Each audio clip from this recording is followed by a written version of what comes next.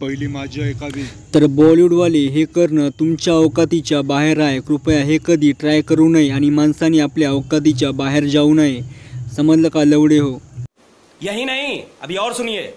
बॉलिवूडची आता खाची वांदे आहे. अशा वेळेस बॉलिवूड का करायला पाहिजे सांगा?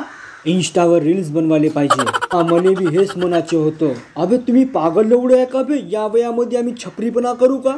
ये बड़ी अच्छी बात कही आप. पण इंस्टाग्रामवर कंटेंट कुठून आणायचं बाप्पा?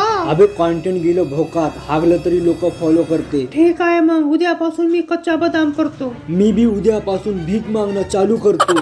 आणि मी का करू? तू शेटो पड. महाराज मला 90ची सोय देता का? मी कॅमेरा पकडायला येतो. पहिली गोष्ट तुम्ही हरर महादेवचा ट्रेलर पाहिला. जर तुम्ही पाहिला नसेल ना तर लवडे पाहून घ्या. आता का पिक्चर रिलीज व्हायची वाट पाहता? एक टाइम होता जेव्हा बॉलिवूडची बराबरी कोणी करत नव्हता, पण आता साऊथ बॉलिवूडची बराबरी करतो. पण साऊथची आणि बॉलिवूडची या दोघांची बराबरी करण्याची हिम्मत, दम, पॉवर फक्त आणि फक्त मराठी इंडस्ट्रीमध्ये आहे. ये बड़ी अच्छी बात कही आप. गोष्ट बरोबर आहे का नाही? हाय ना तर मग टाळ्या वाजवा. नाही, मला एक टाइम वाटतही होतं की बॉलिवूड काही ना काहीतरी करण, कॉन्टेंटमध्ये काही ना काहीतरी इम्प्रूव्हमेंट करण. पण जेव्हा आदिपुरुषचा टीजर पाहिला ना भाई, केस फेल गेली. मगर क्यों? आता यांच्याकडून कॉन्टेंटची अपेक्षा करणं म्हणजे भाई स्वतःच्या गाणीत बोट घालणं. अरे कहना क्या चाहते हो? तरी पण मला बॉलिवूडला सांगायचं आहे की भावांनो, पिक्चर बनवणं तुमच्या अवकातीच्या बाहेर आहे. एक काम करा, तुम्ही इंस्टावर रील्स बनवा. कारण तुमचे कॉन्टेंट आणि यांचे कॉन्टेंट सारखंच आहे. आणि एक काम करा, जाताना करण जोहरला घेऊन जा. कारण अशी कामं फक्त करण जोहरच करते. नाची रे देना. कंटेंट बद्दल ते मला बॉलिवूडला काही म्हणायचे नाही, पण इतकं सांगायचं की भावांनो, आमच्या मराठी इंडस्ट्रीला कॉपी नका करू. जर का आमच्या मराठी इंडस्ट्रीला तुम्ही कॉपी केलं तर यंदाची दिवाळीच खाणार नाही तुम्ही. जेव्हा मी हरर महादेवचा ट्रेलर पाहिला ना भाई, माझ्या अंगावर काठी उभे राहिले. मी खरं सांगतो, माझी फाटून हातात आली. याच्या आधी मी पावनखिंड पूर्ण मूवी पाहिली होती.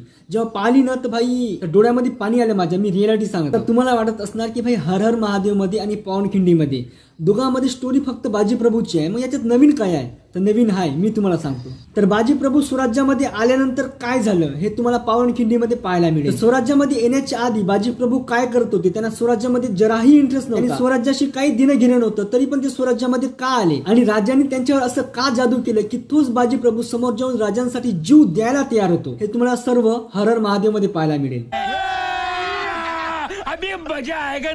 भाई मी सांगतो ना तुम्हाला, या मूवीला जर आपण सपोर्ट केला ना, मी रियालिटी सांगतो, ही मूवी बॉलिवूडची गाण मारण्याशिवाय राहत नाही.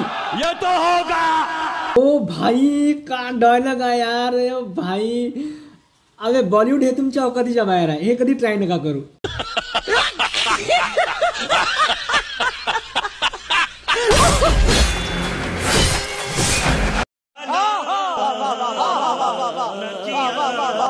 मी हा सीन आतापर्यंत कोणत्याच बॉलिवूडच्या मूवी मध्ये नाही पाहिला, पण आता बॉलिवूड सला चोट भोकाची याने सुद्धा कॉपी करणारच.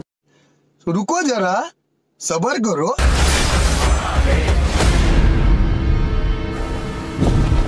पहा, बॉलिवूड आमची मराठी इंडस्ट्री इतक्या समोर गेली आणि तुम्ही साले झक मारता आतापर्यंत. ये बड़ी अच्छी बात कही आप. गजब बेइज्जती है.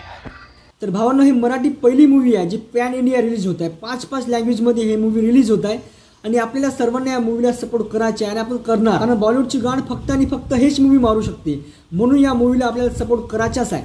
बात तो सही है. तर भावांनो, आजचा रिव्ह्यू कसं वाटलं कमेंट बॉक्स मध्ये नक्की सांगा. व्हिडिओ आवडला लाईक कमेंट शेअर नक्की करा आणि एकदा डिस्क्रिप्शन नक्की चेक करा. धन्यवाद. भेटू पुढच्या व्हिडिओमध्ये. जय हिंद.